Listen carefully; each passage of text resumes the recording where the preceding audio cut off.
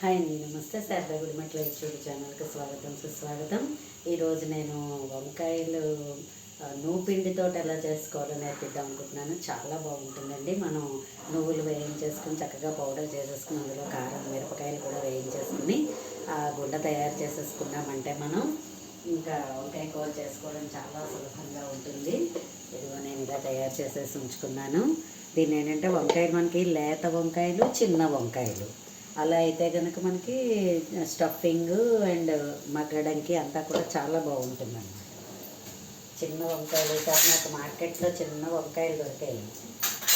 సరే మనం ఇవాళ అలా చేసుకుందాం అనేసి నేను తయారు చేస్తున్నాను. చూడండి, అది చక్కగా మనం వంకాయలు, చిన్న చిన్న వంకాయలు చూసారా, ఇలాంటి చిన్న చిన్న వంకాయలు వీటిల్లో అటు ఇటు మనం కోసేసి చక్కగా స్టఫింగ్ చేసేసుకుని వీటిల్ని నూనె కొంచెం నీళ్లు వేసేసి మనం మగ్గించేసుకుంటానండి. 5 నిమిషాల్లో మనకి మంచి వంకాయ కూర, గుమగుమలాడే వంకాయ కూర మనకి రెడీ అయిపోతుంది. మాకు ఎక్కువగా విశాఖపట్నంలో దసపల్లి హోటల్ ఉందండి. అతని స్పెషల్ అనమాట. ఆ హోటల్ స్పెషల్ ఏంటంటే వంకాయ నూపిండి కూర అనమాట. చాలా టేస్టీగా ఉంటుంది. సో అది చూసి నేను నేర్చుకున్నాను. మా ఇంట్లో అప్పుడప్పుడు ఇలా ట్రై చేస్తుంటాను. ఎక్కువ శాతం మనం ముద్ద కూర, లేకపోతే వంకాయ కొత్తిమీర కారం, వంకాయ మామూలు కారం, ఇలా రకరకాలు చేసుకుంటాము. సో నూపిండితోటి కూడా వంకాయని మీరు కూడా ట్రై చేస్తారనేసి ఇవాళ ఎలాగూ చేస్తున్నాను కదా అనేసి వీడియో చేస్తున్నాను. సో మీ అందరికీ కనుక నచ్చినట్లయితే మీరు కూడా ట్రై చేయండి. పిల్లలకు కూడా, పెద్దవాళ్ళకి, ఎవరికైనా కూడా ఒక డిఫరెంట్ టేస్ట్లో డిఫరెంట్గా బాగుంటుంది అనేసి నా ఒపీనియను.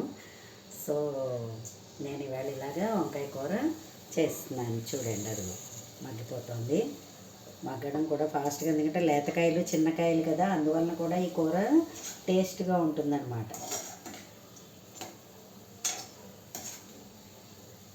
నువ్వుపప్పు వేయించేసుకుని మిరపకాయలును గుండ చేసి పెట్టేసుకుంటే ఎప్పుడైనా మనం ఇలాగా రొటీన్గా ఉండే వంకాయ కూర కాకుండా ఇలా భిన్నంగా మనం తయారు చేసుకుంటే చాలా బాగుంటుంది.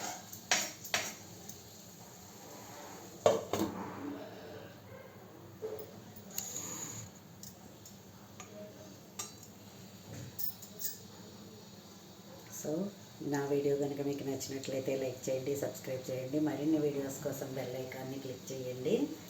ధన్యవాదాలు.